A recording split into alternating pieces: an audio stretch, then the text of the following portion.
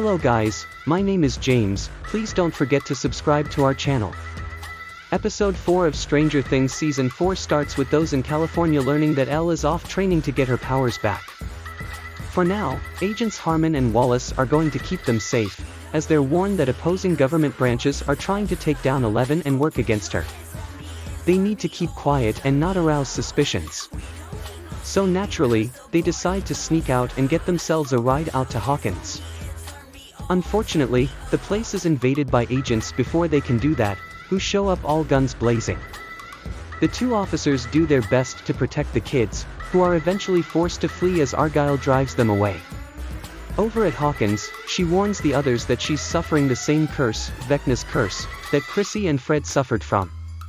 It would seem that the time frame is 7 days, with all symptoms, headaches, nosebleeds and hallucinations, leading toward her approaching death. Victor Creel is the only one who has presumably survived all this. But how? Why? Well, time for some investigative work to find out how. Thanks to Nancy's ties at the newspaper, the gang managed to bag themselves a meeting with the director over at Penhurst Asylum. And guess who's on babysitting duties? Yep, it's Steve. Robin and Nancy intend to show up and act like academic scholars, so while they play dress up and leave, Max writes out letters, just in case she doesn't make it. She also implores them not to read their letters.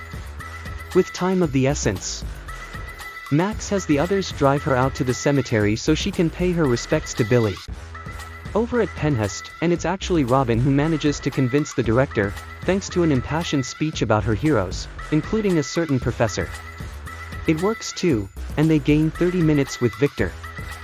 It's Silence of the Lambs time, as Robin and Nancy head in to see Victor. With some alone time, we see Victor has actually lost his eyes, a war wound from his fight with Vecna. Victor soon reveals that all of this started when he returned from the war. He was able to buy a brand new house as part of a lucrative settlement amount, and it seemed like a dream come true. Unfortunately, this magnificent home holds magnificent evil. Victor's daughter, Alice, believed it to be something out of fairy tale, but Henry knew something was wrong with the house. A month of peace was shattered by a number of horrible goings-on. Dead animals at their house, encounters by this demon coming in living nightmares, and even Victor saw a baby burning in a crib in the fireplace. The demon took pleasure in tormenting them all, eventually having its way with them all. It left Victor with his nightmares from the past. He even tried to commit suicide, but unfortunately the demon seemed to keep him alive. Over in Alaska, Joyce and Murray show up at the meet with the money for Yuri. With the cash as promised, Hopper puts his plan into place. After an explosive exit, he manages to grab a snowmobile and take off, evading gunfire and defying the perceived 100-to-1 odds from his crooked guard to safety. Hopper makes it into the nearest town and seeks refuge in an abandoned church. There's a bed, food and lots of VHS tapes too. It comes just in time, as Yuri rings Enzo and tells him there are a change in plans. Unfortunately, he's been offered a better deal by the prison warden and has double-crossed him. And he's also outed Enzo in the process as a corrupt guard too. Not only that, but he's also given them Joyce and Murray, who he has drugged. Back with Max though, and Vecna attacks. She slips into a comatose state by Billy's grave. Vecna shows up and taunts her about Billy.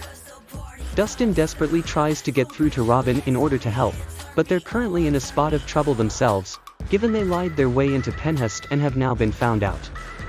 Thankfully they manage to drive away before they're stopped by police. With Vecna closing in on Max, Dustin finally gets through to Robin. She gives him some solid advice on stopping this dark wizard. It appears the key to saving those lost is to play their favorite song. It's that absolute banger, Running Up That Hill Again. As Max levitates into the air, she remembers all the happy memories with her friends, clinging to that for dear life. Max manages to save herself, stabbing Vecna in the process and diving through a portal, narrowly missing falling debris. Max is saved.